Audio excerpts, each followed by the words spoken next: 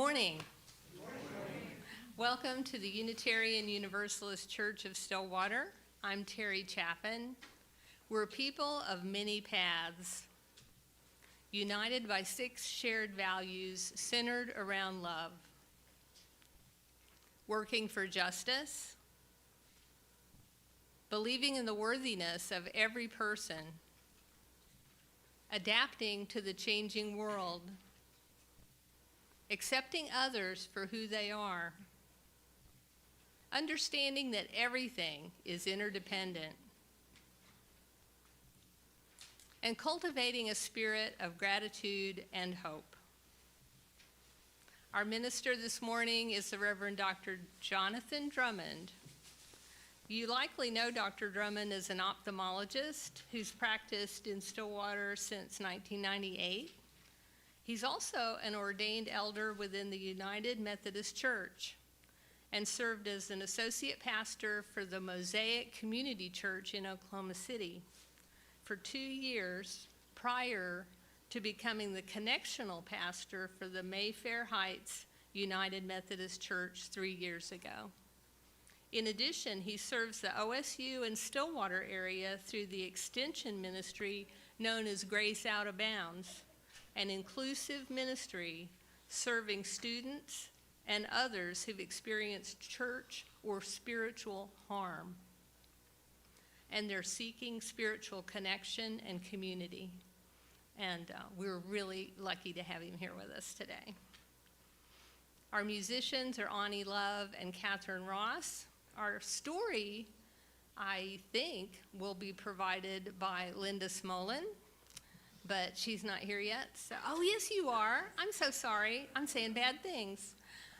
Your order of service lists a different person, so you were cleverly hidden behind Susan Danielevich. Danielevich. Okay, Danielevich. I insist I say that right because I often struggle. All right. A huge thank you to Lynn and John Little for hosting our pool party fundraiser yesterday.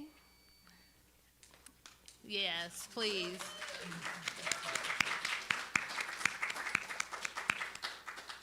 And also a thank you to everybody who participated in supporting our church.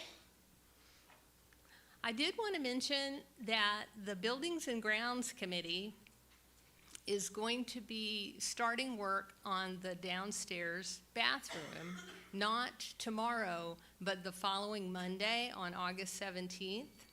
And if it looks a little bit like a construction zone down there right now, that's why.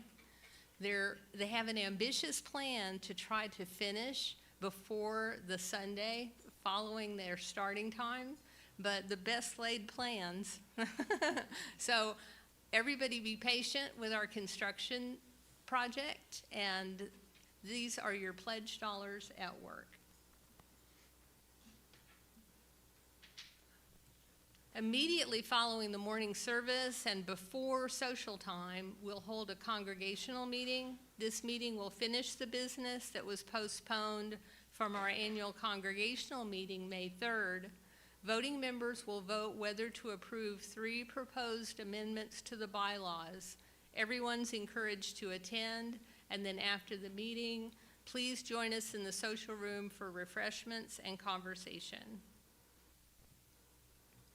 The board is scheduled to meet this Tuesday, August 11th at 6:30, and the agenda is posted to the bulletin board in the social room.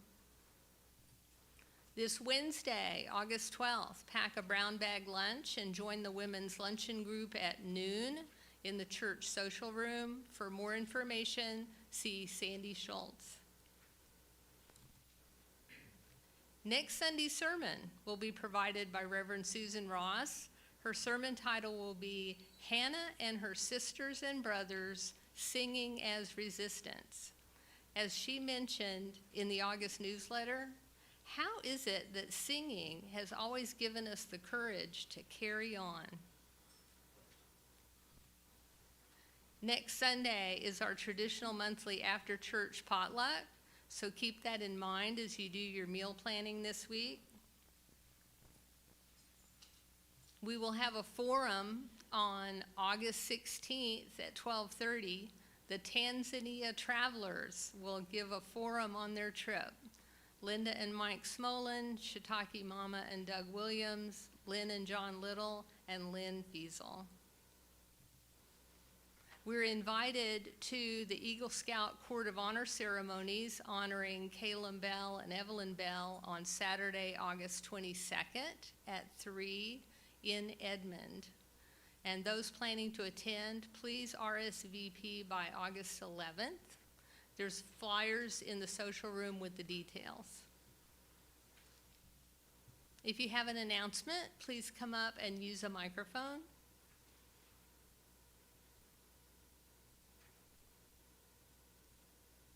All right, seeing none, I think we're ready for our prelude.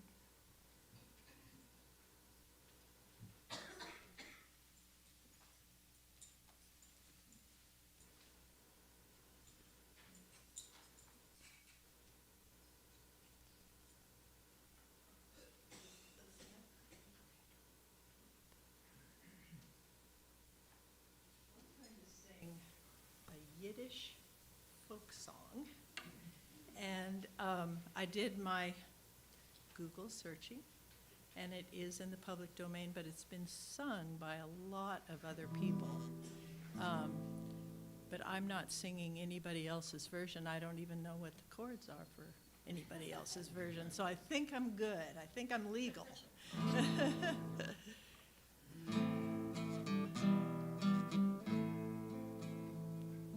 On a wagon bound for market, there's a calf with a mournful cry. High above him there's a swallow winging joyfully through the sky. How the winds are laughing, they laugh with all their might. Laugh and laugh the whole day through, but half the summer's night. Dona, dona, dona, dona, dona, dona, dona, don. Dona, dona, dona, dona, dona, dona, dona, don. I can tell that some people know this song, so if you want to sing with me, feel free. Stop complaining, said the farmer, who told you a calf to be. Why don't you have wings to fly with, like the swallow so proud and free? How the winds are laughing, they laugh with all their might. Laugh and laugh the whole day through, and half the summer's night. Dona, dona, dona, dona, dona, dona, dona, don. Dona, dona, dona, dona, dona, dona, dona, don. Calves are easily bound and slaughtered, never knowing the reason why. But whoever treasures freedom, like the swallow, must learn to fly. How the winds are laughing, they laugh with all their might. Laugh and laugh the whole day through, and half the summer's night. Dona, dona, dona, dona, dona, dona, dona, don. Dona, dona, dona, dona, dona, dona, dona, don.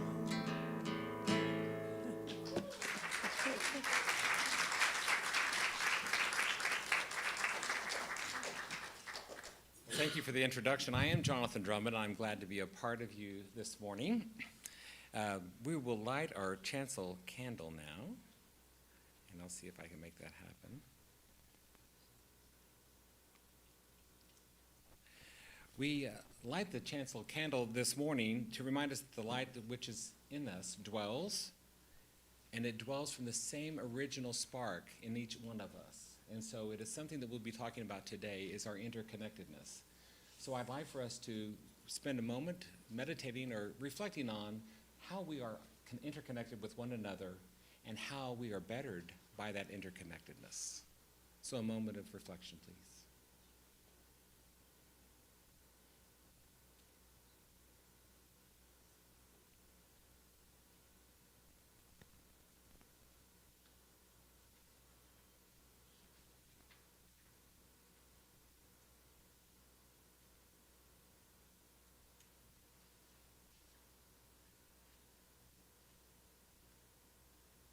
Amen. You may rise as you are able in mind, body, or spirit, and we'll start with hymn number 347, Gather the Spirit.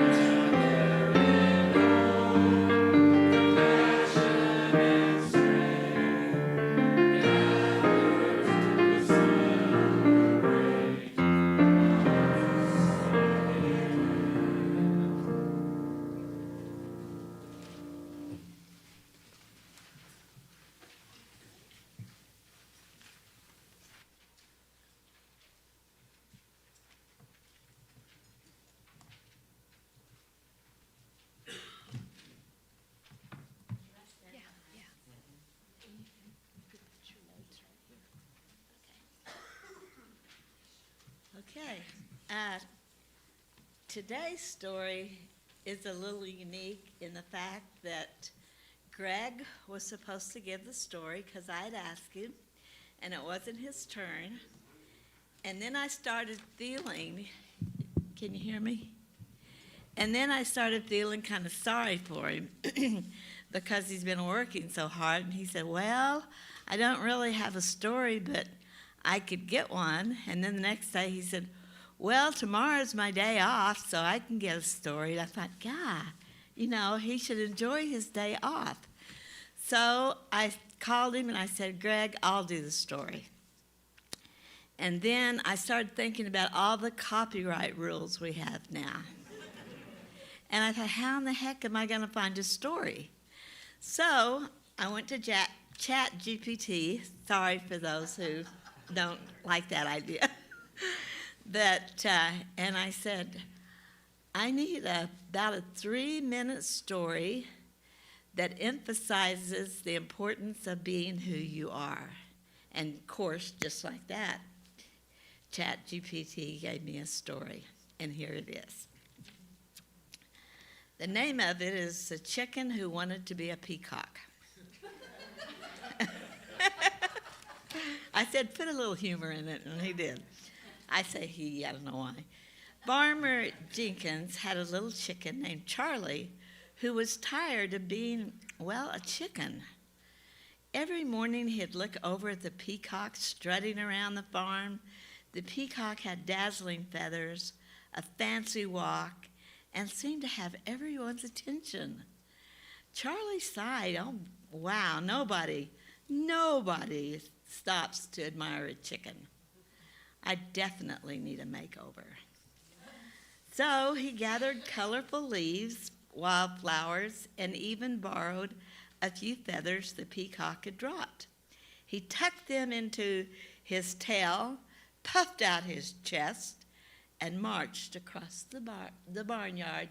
Ta-da! Well, the cow looked up for about 2 seconds. One finally said, is that a salad walking by? The sheep burst into laughter. Even the ducks were quacking so hard that they nearly fell in the pond. Charlie was embarrassed, but he wasn't ready to give up. The next day, he decided to be a rooster. He practiced crowing before sunrise. It sounded like a rusty lawnmower trying to start. The farmer came running outside in his pajamas. What in the world is going on? What's making that awful noise? Charlie hid behind the feed bucket. A few days later, he tried waddling like a duck, and that lasted for a few seconds. Then because he stepped by the pond and fell into it. Well, chickens, as Charlie discovered, are not designed to float gracefully. He came out looking like a wet feather duster. Finally, an old donkey wondered why and said, Charlie, I've just been watching you. You're trying to be a peacock, a rooster, and a duck. Well, you know, whatever I've seen, you know what I've seen, Charlie? What's that? Charlie asked. I've never seen you try to be the best chicken on the farm. Charlie thought about that, and the next morning he stopped pretending. He scratched for grain, he greeted the children, and happily laid the biggest egg he had ever laid.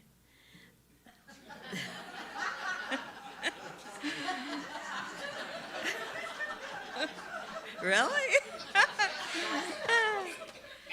The donkey grinned.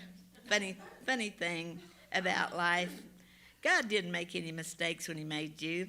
The happiest creatures aren't the one who's pretending to be someone else.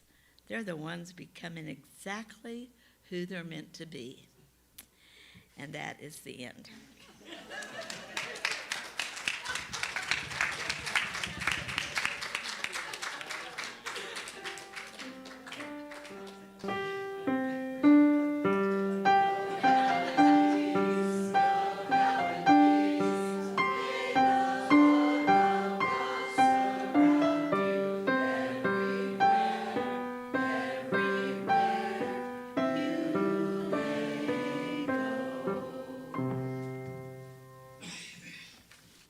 This church exists because of our commitment of time, energy, and resources.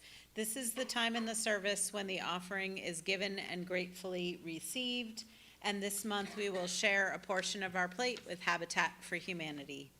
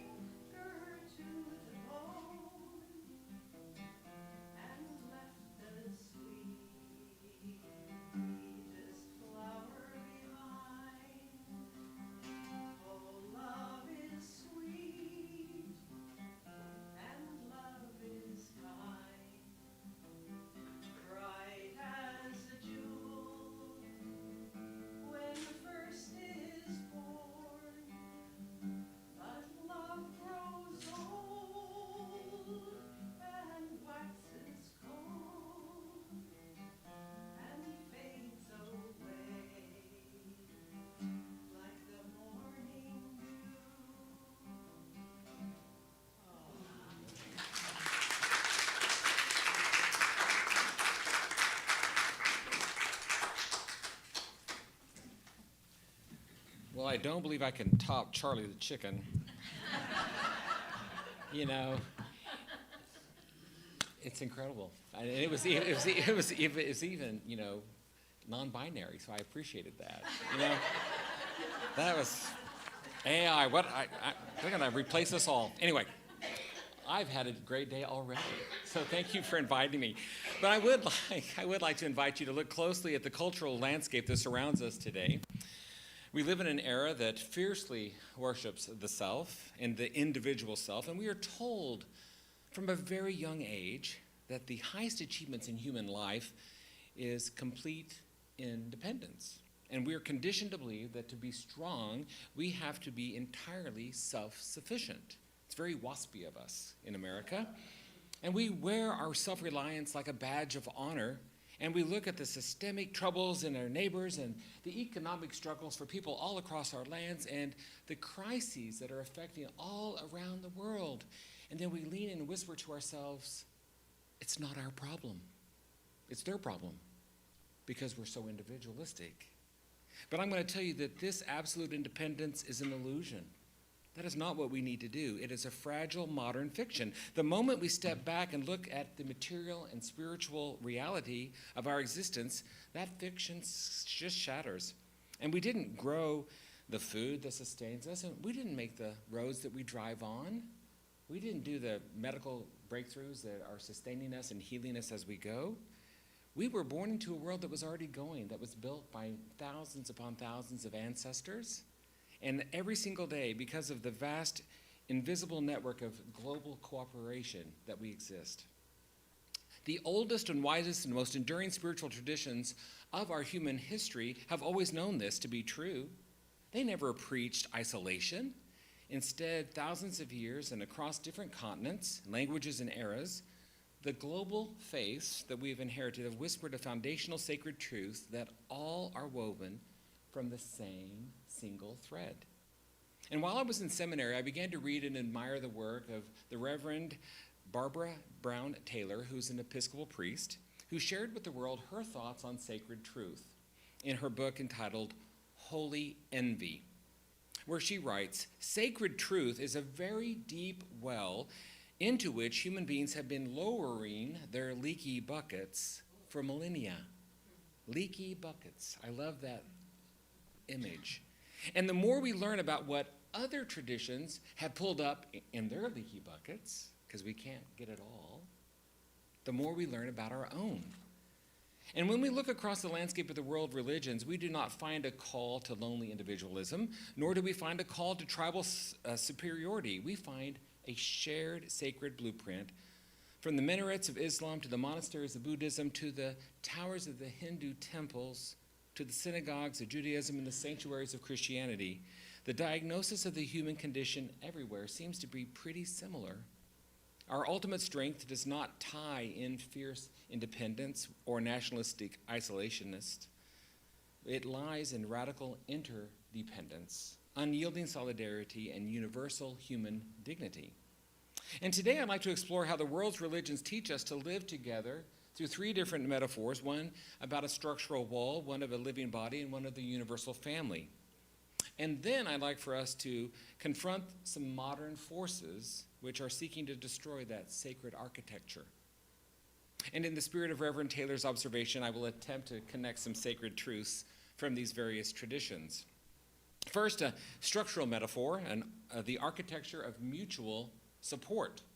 And I'd invite you to think about some majestic historical building or temple or construct that you've seen in person or in a book, and consider that the stones and the mortar that were used to build that edifice. Because when we gaze upon these magnificent buildings, we see one large event, one large thing that can protect us from wind and storm. And we don't often remember that there are stones and mortar that went in together to build that. So many thousands of individual pieces gave up their own isolationistic existence to become something greater than they are. In the Islamic tradition, the truth captured in the powerful saying by the Prophet Muhammad was recorded in the collection of the Sahih al-Bukhari, where he said, to a faithful believer, are like bricks in a wall, enforcing each other. And that's a profound physics of that metaphor. The single brick left out in an open field can be crushed by the elements or worn down, but it cannot shield anybody from the elements. But the solitary brick becomes useful and strong when the weight and support of the bricks beneath it and on top of it and beside it support it. And together they will produce the structure that will produce the building which will stand the test of time. Even Christianity at its core also rejects the idea of solitary spiritual life as well. Buddhism embraces the concept of Sangha. Sangha is the community which acts as the unshakable refuge where collective commitment sustains individual spiritual endurance. And then from southern Africa, we have the Zulu tribe that has the word Ubuntu. And we've heard Ubuntu before. It is I am because we are. That is how they explain humanity, the interconnectedness. And I hope that we can agree that we humans are created to thrive under great stress if we rely upon each other for help. The second metaphor I'm going to offer today is an organic metaphor. And while stone and mortar give us a picture of stability, the world's religions have always known that the human community is not a cold and rigid structure.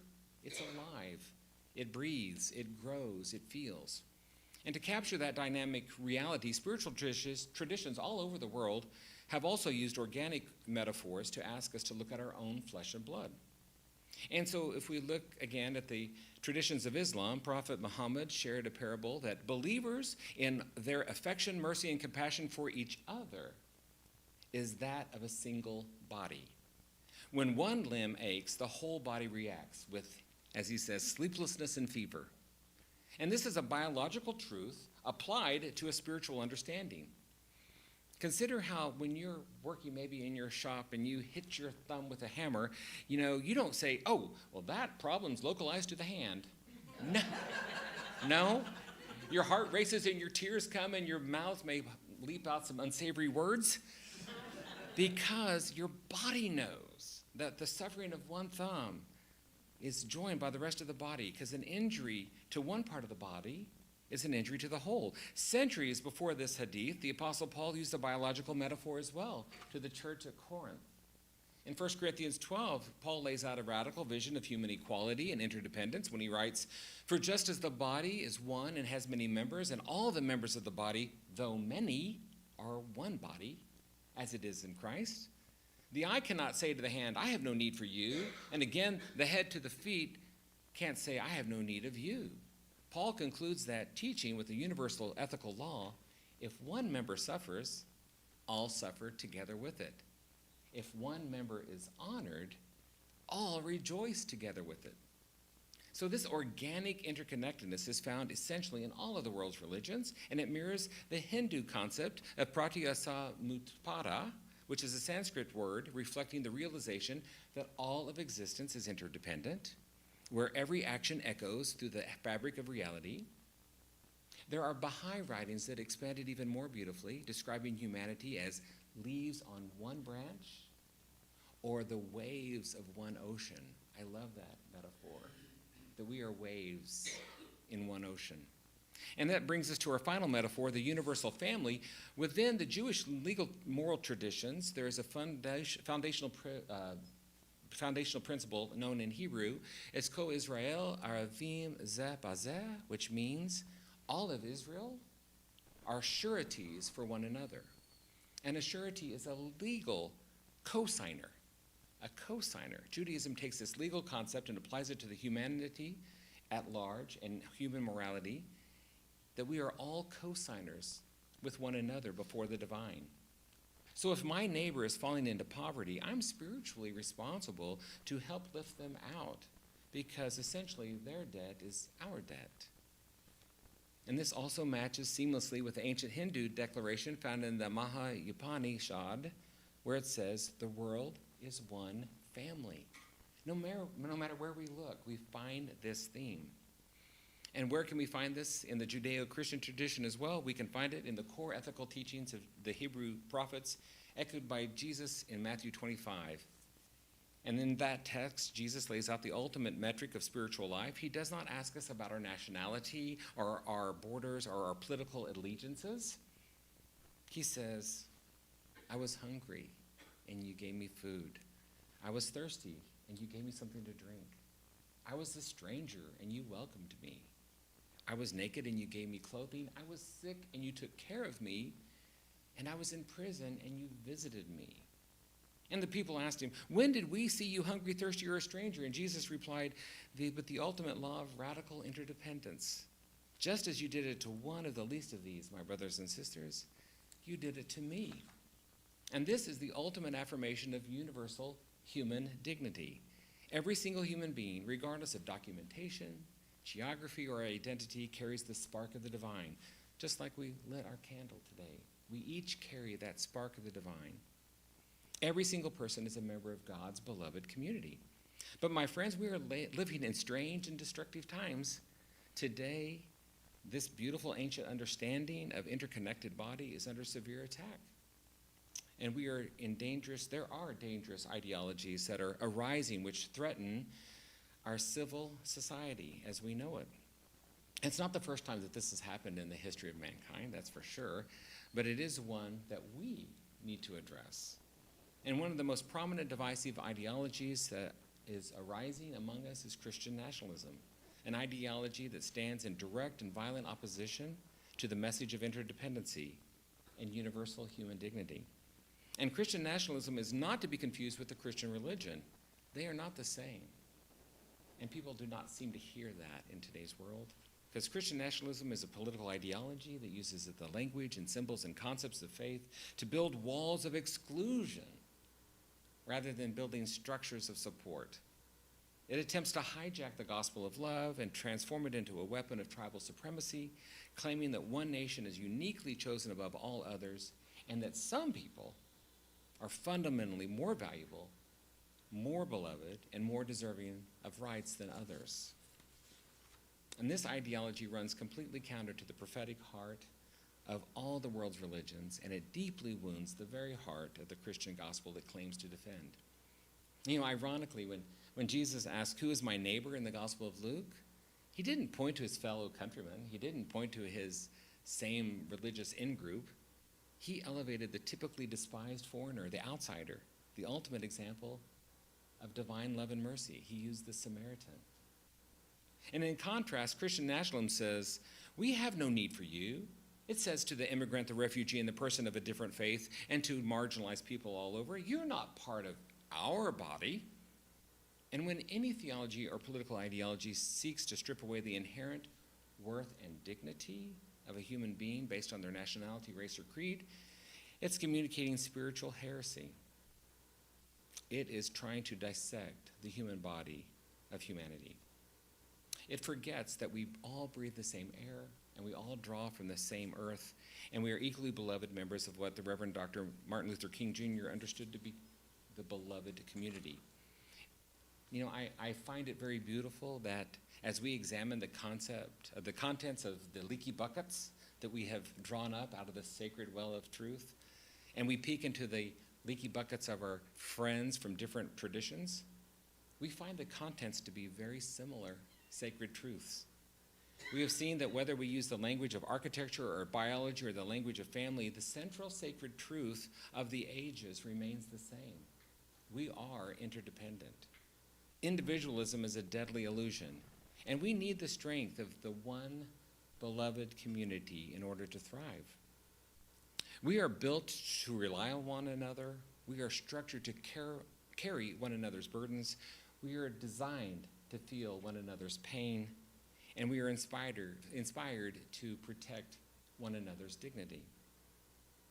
And if we look at the walls that others are telling us to build in our modern world, walls of prejudice and walls of nationalism and walls of suspicion and isolation designed to keep us separated from our neighbors, we, my friends, we need to reject that message and instead let us commit to carrying out into the world a different message, one that encourages our friends to dismantle the walls of separation and division, and for us all to step out of the lonely, fearful silos of our own self-interest in order to come together. So let us look at our neighbors and at the strangers at our gates with new eyes, eyes that can see the structural supports for security that we must build together, eyes that feel the deep aches of the connected living bodies that we inherit, and eyes that recognize the sacred global family to which we all belong. May we all build one strong, beloved community together. Amen. And we'll sing together hymn number 323 in response. Break not the circle.